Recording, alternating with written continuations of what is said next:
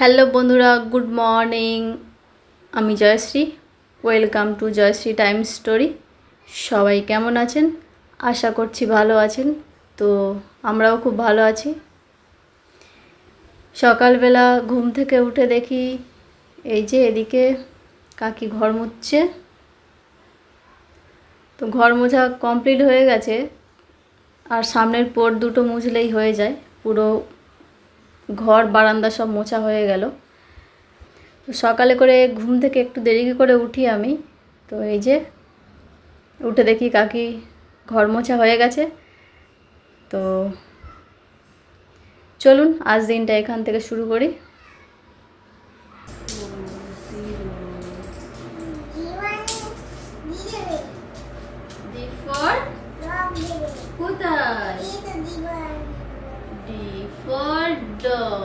তারপরে B for ball. B কোথায়? B কোথায়? কে কে বলো তো? কে বলো? ফাদার।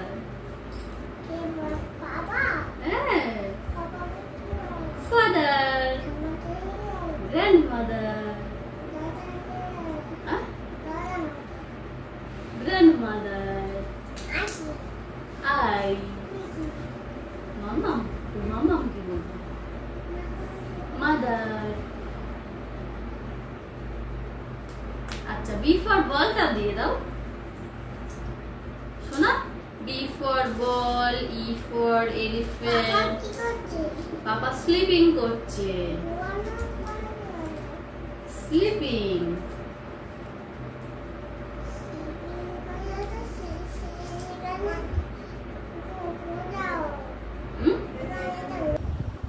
তো বন্ধুরা, স্নান করে চলে এসেছি।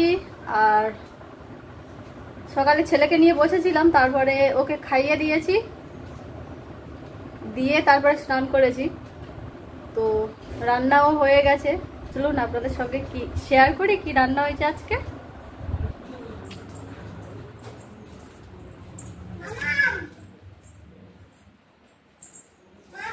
হ্যাঁ, তো আজকে হয়েছে আমাদের এখানে, আজকেরও চিংড়ি আলু কুমড়ো দিয়ে একটা ঘন্ট হয়েছে, আর এখানে আছে ইলিশ মাছ আলু দিয়ে তরকারি। এইটুকুই আজকের।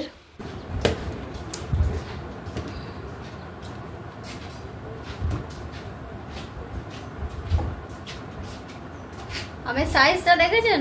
তো এটা এনেছিল অনেকগুলো, সব খাওয়া হয়ে গেছে। এইটাই আছে। এই জায়গাটা একটু কেমন হয়ে গেছে, এই যে নরম হয়ে গেছে। তো এটাকে আজকে কাটবো। কালকের কাটার কথা ছিল, গতকাল তো কাটা হয়নি। তো বন্ধুরা, হাজব্যান্ড স্নান করে চলে এসেছিলেন দেখেছেন। তো এই যে ভাত রেডি করে দিয়েছি, এখানে খেতে বসে গেছে। আর আমি এখন কাটবো আম। তো ওই যে আমটা দেখালাম, ওটা ধুয়ে নিয়ে চলে এসেছি। তো এটাকে এখন কাটবো। এই আমটা মনে হচ্ছে 500 মতো ওয়েট হবে।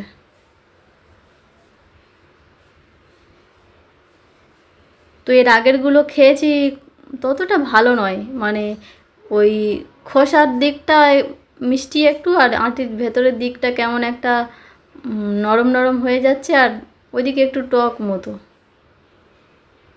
খেতে অতটা ভালো নয়, কিন্তু বড় বড় আমগুলো। তো চলুন এটা কেটে দেখি। এটা তো কদিন ছিল ঘরে।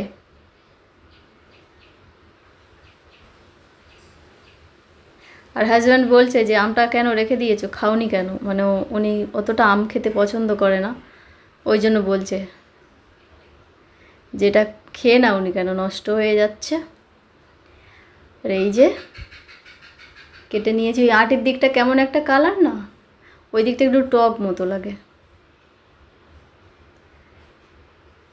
আমাদের ঘরের গাছের আমটাও এইরকম, আটির দিকটা মানে একটু অন্য কেমন একটা কালার হয়ে যায়, গিয়ে টক লাগে। আর খোসার দিকে ওই রকম শক্ত হয়ে থাকে, ওই দিকটা মিষ্টি। তো এই আমটা ঠিক সেম একই রকম খেতে।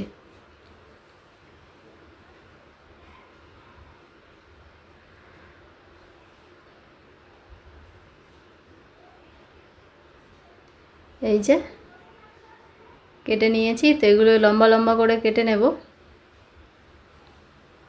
এসো না, ম্যাঙ্গো খাবে? ম্যাঙ্গো, চলে এসো। সেদিন খাওয়া হয়ে যেত, তারপরে তোমার খেতে ইচ্ছে করছিল।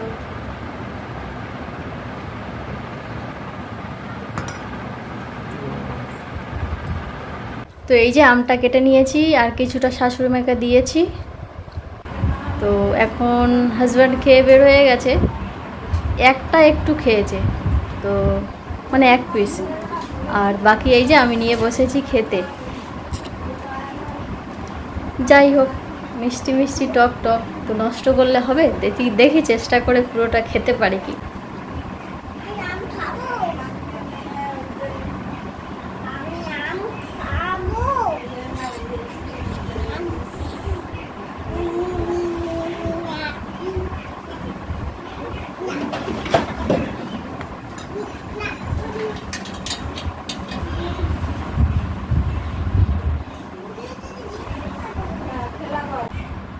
তো এটাকে দেখছি ঘুরিয়ে ফিরিয়ে কোন দিক থেকে খাওয়া শুরু করব বুঝতে পারছি না।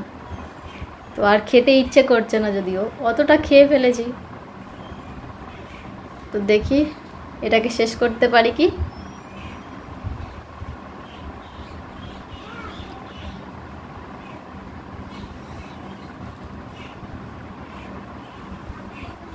তো এত বড় আম, মানে একজন আমার পক্ষে খেয়ে শেষ করা সম্ভব নয় একা।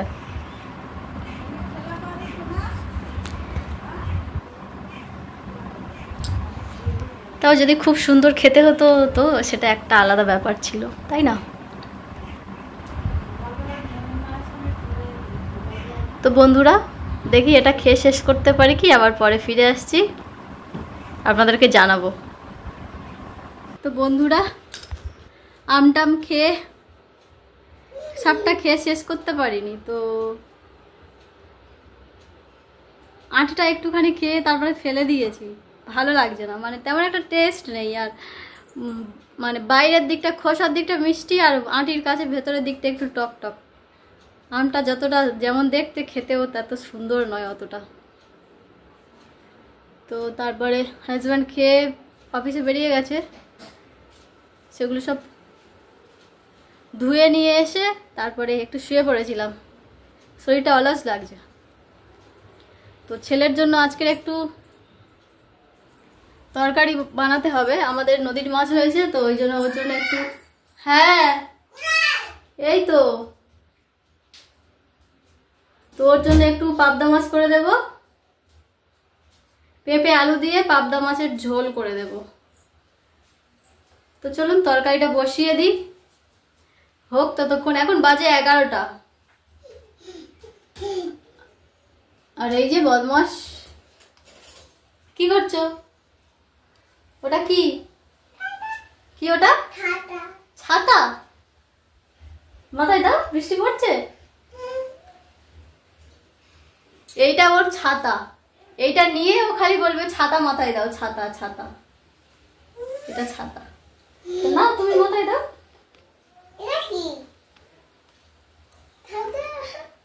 তো চলো, ওর সবকিছু রেডি করা আছে, আলু পেঁপে কেটে ধুয়ে মাছের লবণ হলুদ মাখিয়ে রেডি করে রাখা আছে। তো চলুন রান্নাটা বসিয়ে দিই।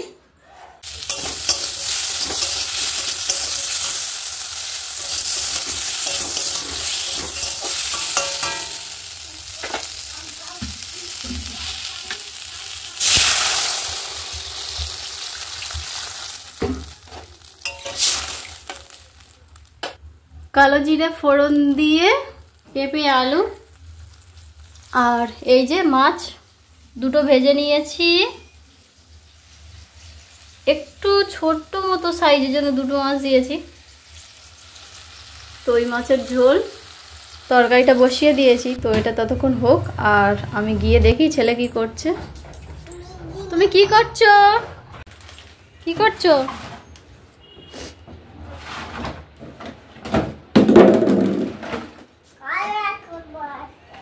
কালার করবে? তা করো।